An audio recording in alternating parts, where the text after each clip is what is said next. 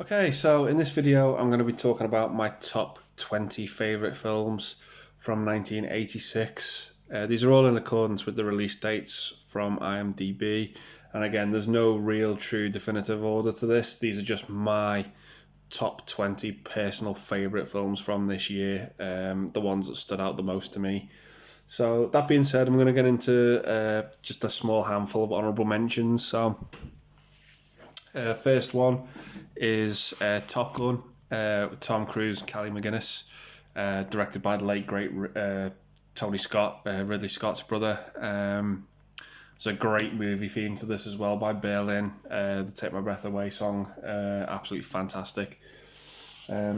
So next honourable mention for me is True Stories, starring John Goodman and directed by David Byrne. He's probably most famous for being the lead singer of Talking Heads. Not really much of a plot to this one. It just sort of follows different groups of people around Texas, and some of the shots of Texas in this film are absolutely stunning. But it's a great little sort of quirky musical as well that I really enjoyed. Next up for me is Mona Lisa with Bob Hoskins and Michael Caine. Really good, underrated sort of like British crime thriller drama film. Next up is another underrated crime film, and that is 52 Pickup with Roy Scheider. Really enjoyed this one. Lots of thriller material, lots of blackmail. Hugely entertaining. So coming up next for me is probably a lot of people's favourite film from their childhood, and that is Labyrinth with David Bowie and Jennifer Connelly. Great family fantasy film, this. Done again by the Jim Henson Company. Great puppetry work. Follow up this from when they did The Dark Crystal. Just a hugely entertaining family film. Next up for me is Jim Jarmusch's Down by Law. Really good, underrated prison escape movie, this. Massively enjoyed it. Next up is probably one of the critics' favourite films from this year, and that is The Mission with Robert De Niro and Jeremy Irons. Really good film. There were just some more that I did enjoy more than this one. That's not to take away from it. It's a great sort of period adventure drama film. Definitely worth checking out if you've not seen it. So coming up next is Raw Deal with Arnold Schwarzenegger. Not a great movie, but not a bad movie. If you enjoy action films, particularly from Arnold Schwarzenegger at the time, this one's definitely a must check out. You won't be disappointed. It pretty much does what it says on the tin, this film. Just hugely entertaining. Next honourable mention for me is Short Circuit. Great sort of like little science fiction film in the sort of like family film genre. Stars Steve Guttenberg as this like military scientist who his team's developed like a series of armed robots. One of them gets struck by lightning. Sort of develops its own personality. It's just a fun little family film. And next honourable mention for me is Sid and Nancy with Gary Oldman. Pretty much is like a sort of biopic of Sid Vicious and his girlfriend Nancy, and how that relationship sort of ended really tragically. A lot of influence by drugs as well. Sort of ruined their lives. Just a bit of a sad, depressing film, but it's a very well made film.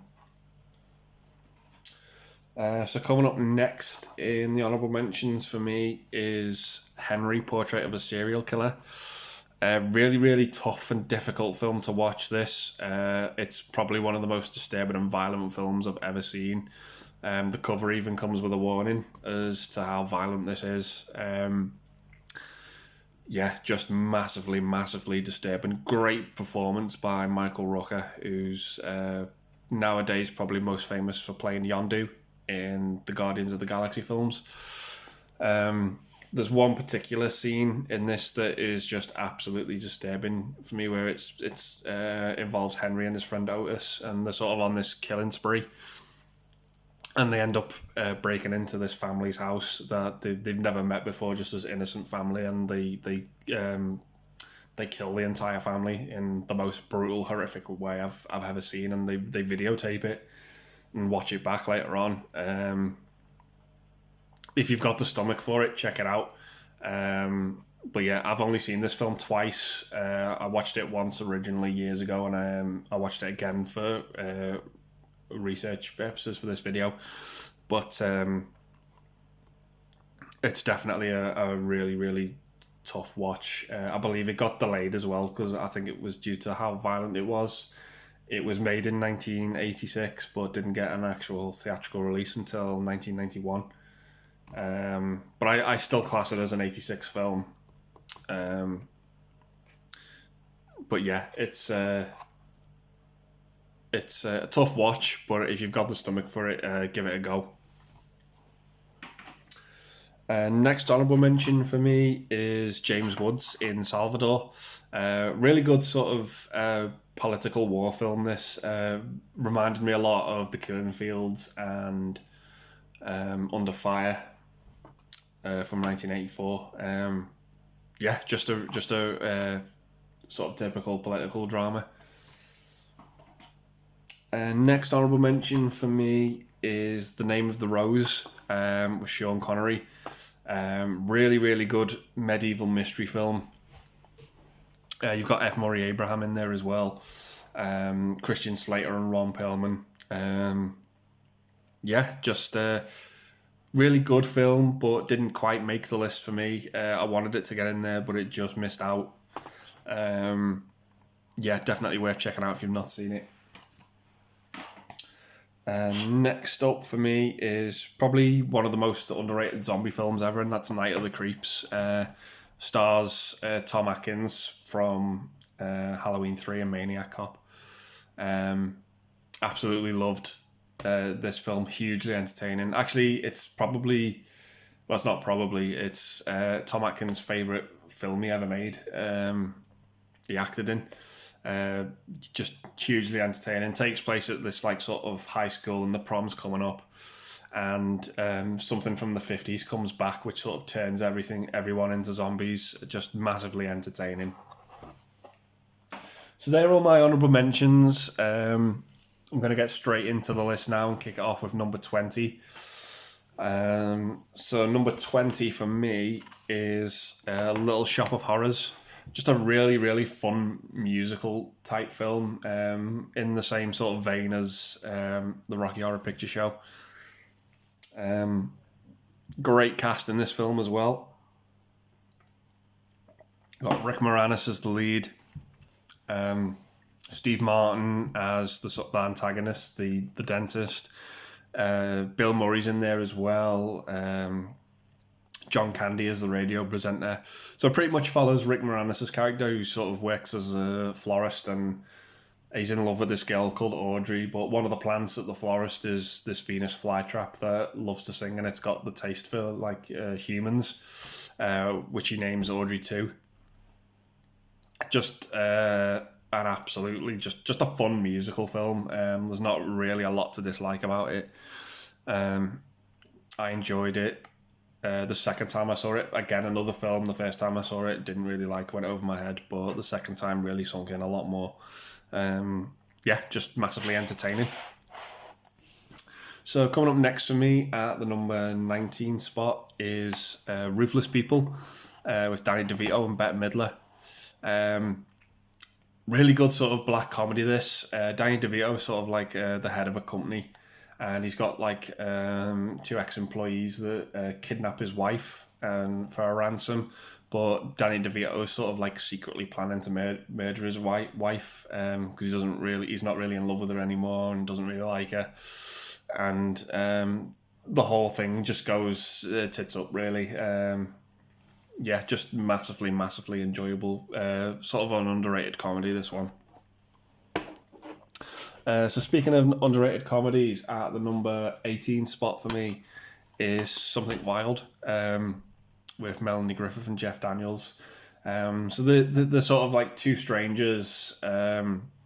Jeff Daniels is like this big city banker who's up and coming, and Melanie Griffith sort of poses as a waitress, and the two of them just sort of like hit it off and end up going on like this sort of road trip. But things get complicated when Melanie Griffith's husband comes back into the mix when he gets released from jail. He's played by Ray Liotta, who's absolutely terrifying and on point in this film. You can probably see where things are going in it. It's a bit predictable, but massively enjoyable. Doesn't get talked about enough, this film. You got a cameo in there as well from John Waters as the car salesman. Just a hugely entertaining film. Next up for me at the number 17 spot is a bit of a smaller film, Night Mother, with Sissy Spacek and Anne Bancroft. Very much reminds me of My Dinner with Andre, this film. Very simple premise, but an effective one. So Sissy Spacek basically lives at this house and she cares for her mother, Anne Bancroft's character, and she just tells her mother sort of like out of the blue that I'm gonna commit suicide tonight. Tomorrow I'll be dead. There's no talking me out of it. I've made up my mind. I've thought about this over and over again. This is what I want. This is what I want to do. Bit of a depressing subject matter, but very, very effective film, done very, very well. Not one for the rewatch value, but still massively intriguing. Dialogue in this film, hugely enjoyed it. So coming up next for me at the number 16 spot is pretty much a film that's at the other end of the spectrum to Night Mother. And that is Disney's Basil the Great Mouse Detective. One of Disney's better films to come out of the dark period of the 80s. So it's pretty much basically a mouse adventure film in the style of Sherlock Holmes. Basil's actually a mouse who lives at Sherlock Holmes' house. So he gets recruited by this girl mouse whose father's been kidnapped in probably one of the most horrific and terrifying scenes in a Disney film ever. And you've got Vincent Price as well in there as Ratigan, the villain, who's absolutely on point and brilliant. One of his last famous roles. Absolutely loved it. Massively entertaining. One of Disney's more better and underrated ones. So coming up next for me at the number 15 spot is Crocodile Dundee. Classic sort of fish out of water story, this film. That I really enjoyed. Basically, these journalists in New York are looking for a new story, and they hear about this this guy called Mick Dundee from Australia who has pretty much got a bit of a reputation about him, and he's done some crazy stuff, and basically want to find out like if it's true and do a story on him. And the journalist goes out there and meets him, and they sort of like hit it off in a really weird way. He sort of like protects her from the wildlife out there and stuff, and then they eventually come back to New York, and it's basically the film's comedy sort of comes from the fish out of water tale of him trying to fit in and adapt to the culture. Just massively entertaining, really funny in some parts. I think what makes the film is probably Paul Hogan's performance as well. He's really likable in this film. Not a masterpiece by the stretch, but it's a good solid movie. Massively enjoyed it. So coming up next for me at the number 14 spot is a John Hughes written film, and that is Pretty in Pink. Love John Hughes' characters in his films. That he just was a master at writing teenagers as well in the 80s. So this film's probably touches on a lot of things like class at school as well. The rich kids, the poor kids, kids falling in love and stuff like that. Really, really good performances as well. You got a great cast. You got Molly Ringwald, Harry Dean Stanton as a father whose wife left him. Great performance from him in this. John Cena as Ducky. Andrew McCarthy's in it as well. James Spader's in it. Really, really good soundtrack as well by Psychedelic Flares and OMD. The film just drips and oozes 80s for me. Not as good as The Breakfast Club, but still massively, massively entertaining and enjoyable. So coming up next for me at the number 13 spot is a bit of a similar film. Probably not a lot of people have heard of this film. And that is Lucas, starring the late Corey Haim. It's Winona Ryder's first film as well, and you've got young performance as well from Charlie Sheen.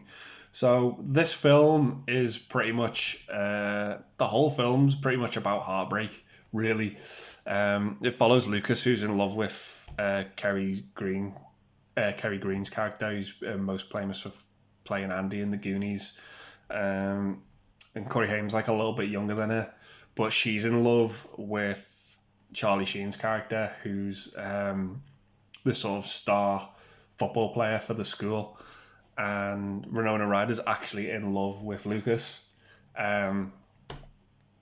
So sort of everybody's in love with everybody else in this film, and the film, I won't spoil the ending, but it's very, very bittersweet. It was not the ending I was expecting at all. It's not a happy ending and it's not a bad ending. It just sort of ends on this note where it's like, okay, things are going to be fine type ending. But yeah, it's really, really worth checking out if you've not seen it. Very, very underrated film in my opinion. Massively, massively enjoyed it. So coming up next for me is Star Trek IV, The Voyage Home. Another great 80s sci-fi film, often referred to as the Star Trek film with the whales. Completely agree with that. For some reason, the whales play a huge plot point in the film. Sees the crew sort of come back to, at the time, modern day 80s. Again, sort of like another fish out of water. A little bit of a premise there, similar to Crocodile Dundee. But there's just something about the characters in this film that make it work so well. The story's really good as well. There's a call from the future, but there's only these whales in the present that have the key to answering the call. Leonard Nimoy plays Spock, directed this film as well. Just a hugely, hugely enjoyable sci-fi film. Yeah, absolutely great one. If you've not seen any of the Star Trek films, I don't see why you would randomly watch the fourth one without seeing the other three. If it's not your cup of tea, that's fine. But as I said, it's a great sci-fi film. If you love the genre, give the Star Trek films a watch. So coming up next for me at the number 11 spot is Christopher Lambert and Sean Connery in Highlander. Again, sound like a broken record. Not a film I loved the first time I saw it. Didn't really like it. Second time, absolutely fell in love with it. The premise is basically there's these immortals and there's a prize to be won. And the only way you can win the prize is by killing all the other immortals. The only way to kill them is by decapitation. Nothing else will have an effect on them. They'll live forever. They'll never age. So we follow sort of Christopher Lambert's character, who's born in... takes place roughly in the 16th century. And he's in a battle which left a lot of heavily wounded and killed a lot of people. but he survived, and people saw him get wounded and stabbed and shot with by arrows, and they completely just believe he's sort of a product of witchcraft, and they completely outcast him. Is the love of his life outcast him as well, and it's so heartbreaking to see that scene. It kind of really disturbed me a little bit how quickly all these people, his loved ones, his friends, turn on him.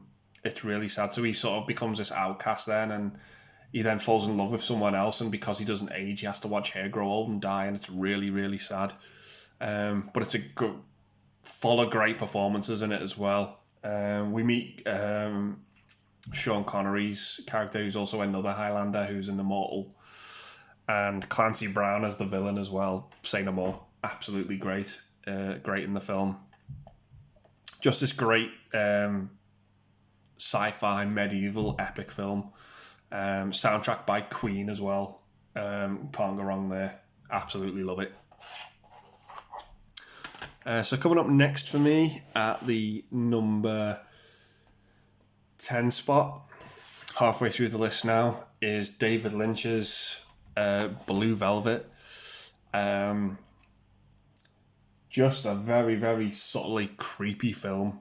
So we follow Kyle MacLachlan's character, who is basically coming home to see his father, who's very unwell, and he finds a severed ear in his garden, and it just leads to this underworld of crime and conspiracy in this sort of, on the surface, very pleasant suburban area. You've got a young Laura Dern in there as well, Isabella Rossellini. Dennis Hopper is absolutely fucking terrifying in this film. It's Frank Booth, who's like sort of getting a high off his oxygen tank. Really, really creepy, well-made, stunning-looking film that I absolutely love. The soundtrack to it as well serves as this sort of, it uses like the 50s music, but it's done in a very creepy way. Absolutely love it. So coming up next for me at the number 9 spot is Woody Allen's Hannah and Her Sisters. Absolute stellar cast in this. You've got Mia Farrow, Carrie Fisher, Barbara Hershey, Diane Wiest. Young performance as well from Daniel Stern, Max von Sydow, Woody Allen himself, and Michael Caine, who won the Best Supporting Actor for this film. So it follows pretty much this family, and there's a group of sisters in this family, and the brother-in-law to one of the sisters, Michael Caine, falls in love with the other sister, who's married to Max von Sydow's character, who's a bit of a recluse. The selling point to the film is the characters and the conversations. Woody Allen was just great at writing films like this in the 80s. Just massively, massively entertaining and intriguing film. Keeps you hooked, keeps you interested. Absolutely loved it. Drama's probably one of my favourite genres as well, to get hooked into. I love being scared by horror, and I love to laugh with the comedies, but drama's the one that really, really hooks me and made me sort of really appreciate film a lot more. But yeah, this is definitely worth checking out if you've not seen it. Just a really, really good, strong drama film. So coming up next for me is probably a film that's probably at the other end of the spectrum to Hannah and Her Sisters, as that's a more sort of grounded in reality film. This one could not be more opposite, and that is John Carpenter's Big Trouble in Little China. The artwork on the cover to this Blu-ray is just absolutely beautiful. Very, very sort of crazy off the hook film. So you've got Kurt Russell stars as Jack Burton, and he's got his girlfriend played by Kim Cattrall, who has these sort of piercing green eyes, and Jack Burton sort of gets caught up in the crazy sort of underworld of like Asian sorcery and martial arts and stuff like that. You've got David Lopan, who's the main villain, who has to sort of there's like a prophecy where he has to marry someone with green eyes that will release him from his curse. Which is Kim Cattrall's character, who of course gets kidnapped by Lopan. Jack Burton has to go and rescue her. I love the fact that whenever Jack Burton's in a situation where confrontation arises, and they said like, "Who are you?" and he's like, "My name's Jack Burton," and he just gets pissed off every time that no one's heard of him. Can sort of see where Guardians of the Galaxy got that from with Star-Lord, which is very fitting because Kurt Russell went on to play Star-Lord's dad. Yeah, just absolutely off the chain, off the hook. Great effects. Great comedy in this film as well. Just absolutely blew my socks off, and it just keeps getting better each time I watch it. Just buckets of fun. So next up for me, at the number 7 spot, is Michael Mann's Manhunter. Really, really good, creepy film, this. First sort of on-screen appearance of Hannibal Lecter, played by Brian Cox in this. Fantastic performance. Not going to compare it to Anthony Hopkins, because I just take this and Silence of the Lambs as two very, very different made films. It's not fair to compare the two. But this is the sort of the first story based on the book Red Dragon, which was eventually made with Anthony Hopkins in the role. Not a bad film, but this one is just classic 80s detective film. Drips with 80s. Absolutely love it. Great cast. William Peterson's back from To Live and Die in LA as the main character. Absolutely love this. The villain in this film is absolutely terrifying. You got Stephen Lang in there as well as the detective who comes to a gruesome end. Again, similar to Silence of the Lambs, if you've seen it, it's sort of about a detective who needs Hannibal Lecter's help in tracking down a killer.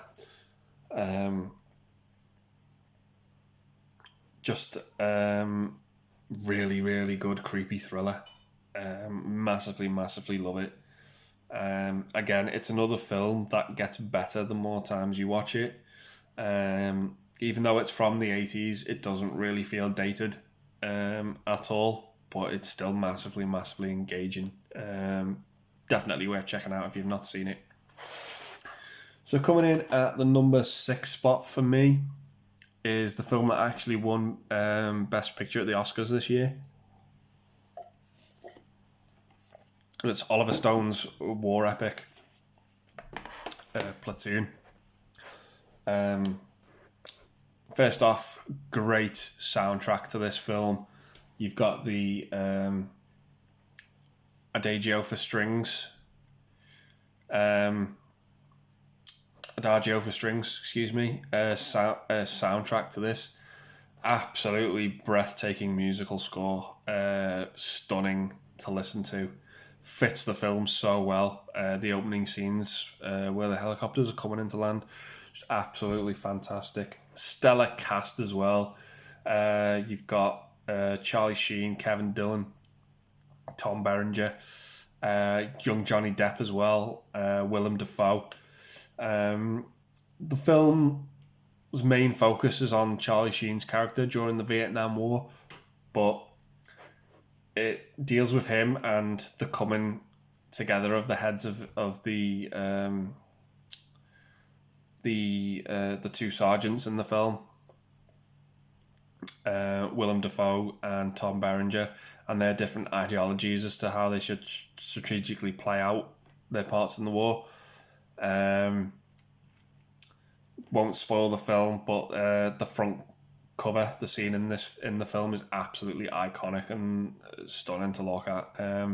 Probably Oliver Stone's best film in my opinion. Well deserving of the Oscar it won for Best Picture. Just absolutely fantastic war film. Check it out if you've not seen it.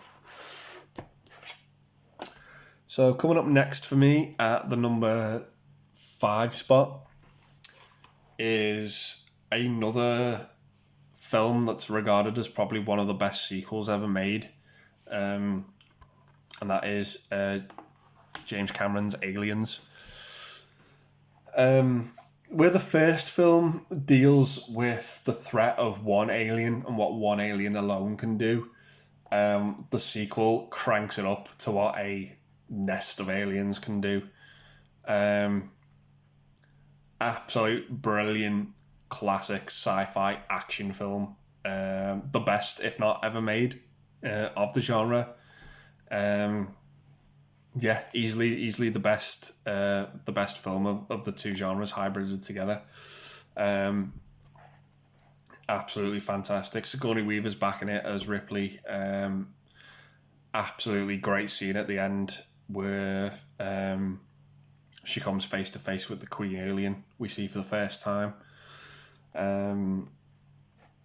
A great army movie as well. Great chemistry between the soldiers.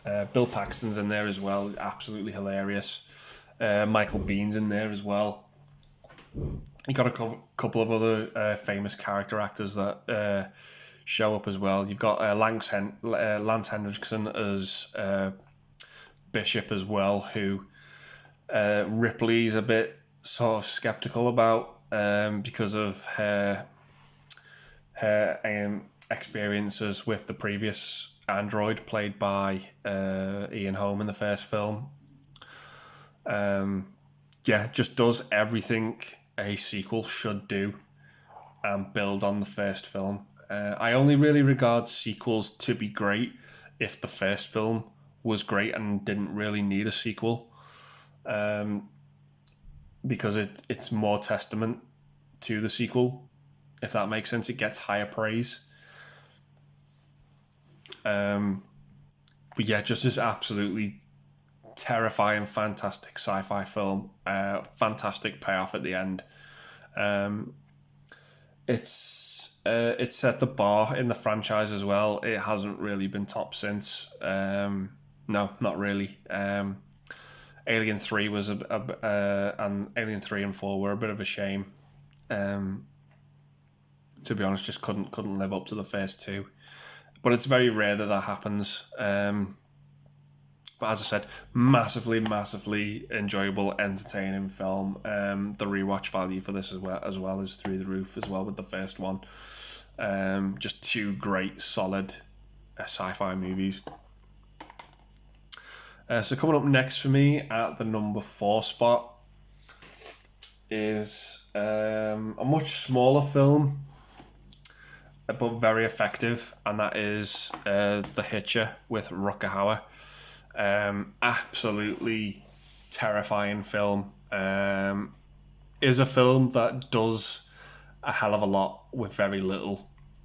So the film basically follows C. Thomas Howell's character, he's rented a car and he's driving across the country, and he picks up a hitchhiker played by Rutger Hauer, who's an absolute psychopath. Film will convince you never ever to stop for a hitchhiker,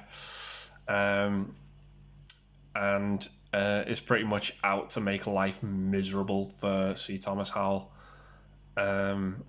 Absolutely wreaks havoc in his path. The Hitcher, we never really find out his name, but is just determined to make life absolutely hell for C. Thomas Howell. Frames him for multiple murders of innocent people and police officers.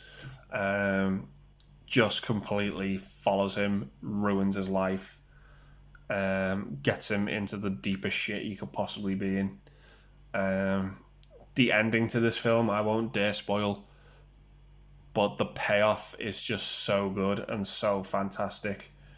It just leads the build-up by the first two acts leads to such a fantastic climax. Massively underrated thriller in my opinion. Even if you've seen it, go watch it again. It's just fantastic bit of filmmaking. Just a exceptional small film. Absolutely love it. So coming up next for me at the number 3 spot is the film John Hughes directed from this year, and that is Ferris Bueller's Day Off with Matthew Broderick. Just an absolutely fun movie. Follows Ferris Bueller, played by Matthew Broderick, who pretends to be sick one day so he can pretty much skive school. Him and his girlfriend and his best friend just make the most of the day, and they do absolutely anything and everything.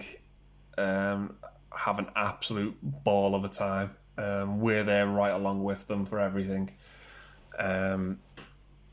You've got the headmaster there, played by Jeffrey Jones, who is like determined to nail Ferris. She's like, I know he's skiving school today. I'm gonna absolutely ruin his year and pin this on him.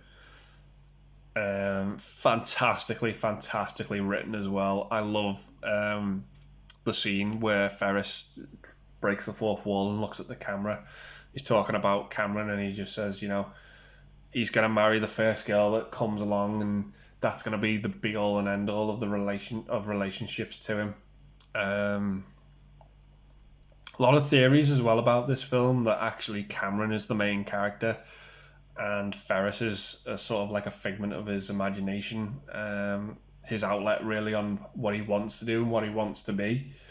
It's a bit of a stretch, but it does work. But I just like to see the film as Ferris is the legitimate character in the film.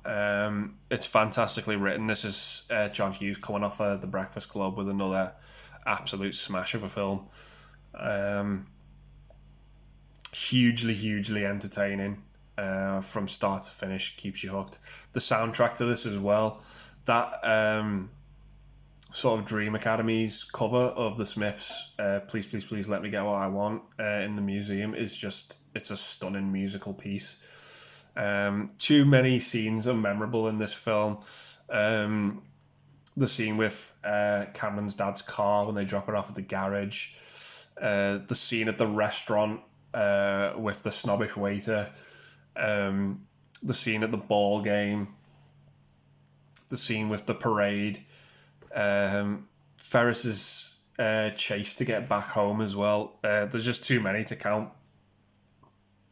Just absolutely fantastic, entertaining, enjoyable film. A lot of rewatch value to this as well. Just as I say, massively entertaining. Great follow up to The Breakfast Club as well. Two really good films to watch back to back as well. They both capture the 80s in different ways. Just absolutely love them, and that's why that's my number 3 pick. So coming in at the number 2 is again a film that delivers very much on the practical effects and some powerhouse acting. Very small cast, but a very good directed film, directed by David Cronenberg, and that is the remake of The Fly. The original Fly is pretty good. This is a rare case for me where the remake is actually better than the original. So this sort of follows Jeff Goldblum's character, who is a scientist who's pretty much on the verge of a breakthrough of the greatest scientific invention mankind's discovered, and that's teleportation. But he's at the very early stages. He's not quite perfected it yet. So he meets the reporter, played by Gina Davis, who is really the first person he's shown it to. But she wants to make a big story out of it for the paper. But he's like, no, I shouldn't have shown you it. It's not ready yet. It's too soon. You can't write about this yet. It's not tested. It's not safe. So he ends up fixing the tweaks to it. He tries to teleport a baboon, which leads to horrific scenes of it being unsuccessful. He eventually does get it working. So the first human test subject is himself that he tries it on.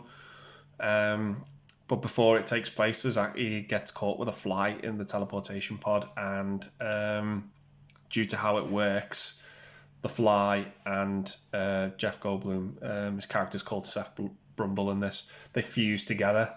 And it leads to many months and many weeks of him basically turning into a fly in the most horrific ways possible. It starts off with him pretty much getting stronger and sort of like having the strength of a fly, but then his body just starts to decay as it transforms. A lot of people saw this as sort of a metaphor for the AIDS crisis that was going on in the 80s. It was just people unfortunately decaying and becoming really, really ill. But yeah, it's probably ends on one of the most shocking notes a film has ever ended on. And I absolutely love it to have the balls for doing that. Yeah, just a hugely enjoyable film to watch. As wrong as that sounds, the film is it's fantastic. Fantastic effects, fantastic acting, and fantastic direction as well. Yeah, if you've not seen it, make sure you've eaten first. Don't eat while watching it because the film will take away your appetite.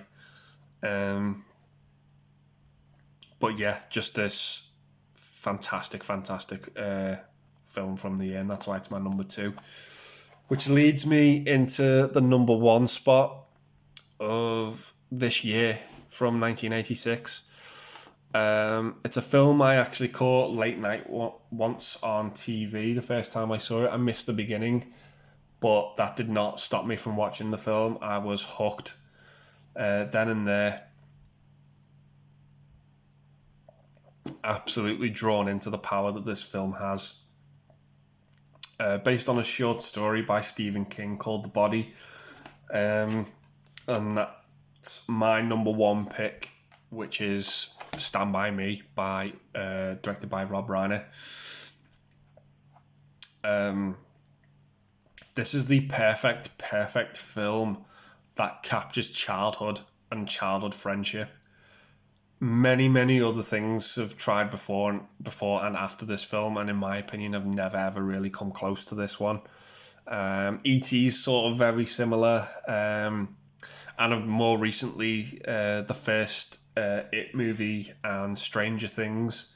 I've really tried to emulate the chemistry this film has, but they just really haven't come close in my book. Not to say that they're bad, but this film is the gold standard of that genre. The cast, phenomenal performances. Corey Feldman, who was absolutely massive star of the decade. Will Wheaton as well from Star Trek, and probably most recently his stint in The Big Bang Theory as well. Jerry O'Connell as well, who was a little bit overweight in the film and then sort of lost the weight and sort of become a bit more of like a heartthrob in the 90s. Yeah, he was in The Big Bang Theory as well as Sheldon's brother.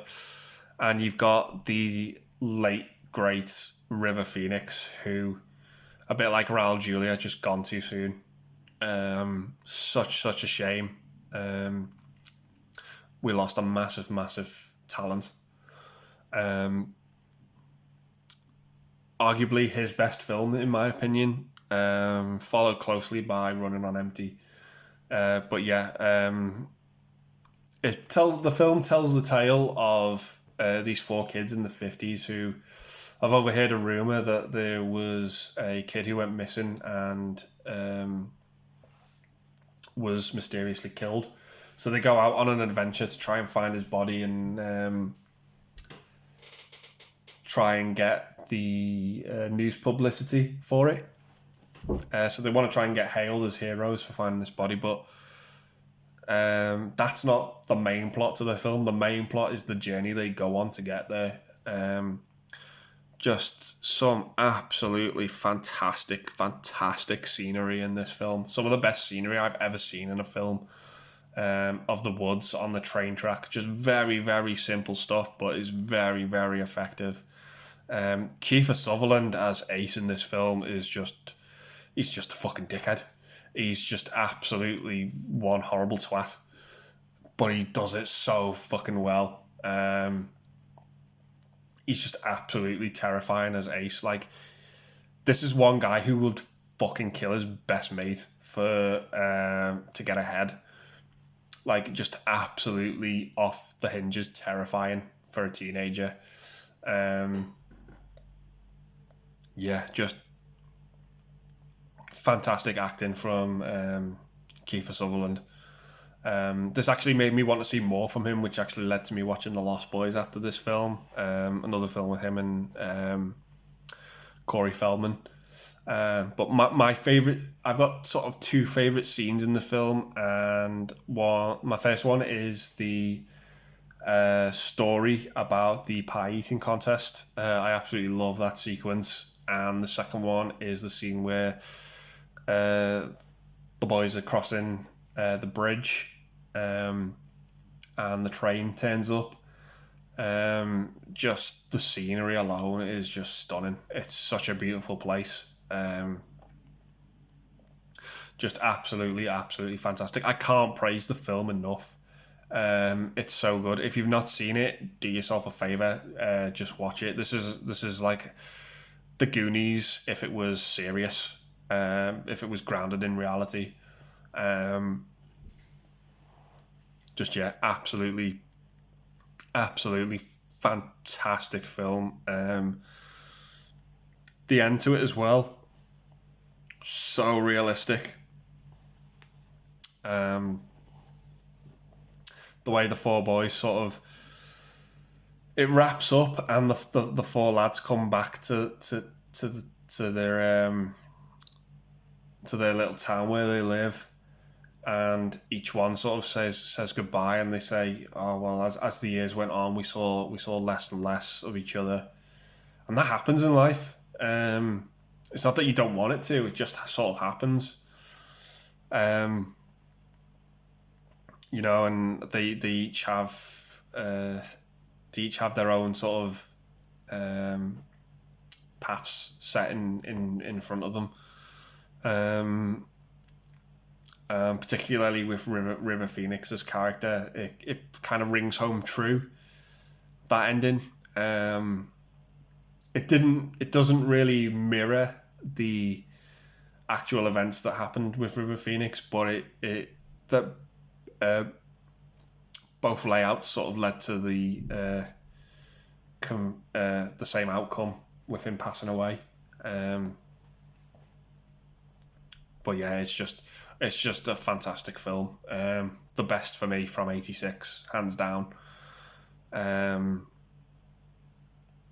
Yeah, just an absolutely fantastic film that I absolutely love. And if you've not seen it, stop what you're doing, go and watch it, and get this film into your life. It is absolutely fantastic. Just one of those films that everyone sort of has the same opinion about. No one can really hate it. It's superb. The song as well by B.B. King. It's just haunting. The instrumental version as well, played at the beginning. Fantastic.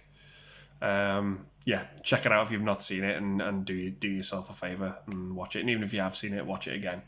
It's great. So yeah, that is my top 20 favourite films from '86. So I'm going to leave it there and say thanks very much for watching, and hopefully we'll be back soon with my top favourite films from '87. Absolutely fantastic year this year. Churned out some absolute great films. So yeah, I'm going to say thanks very much for watching, and take care.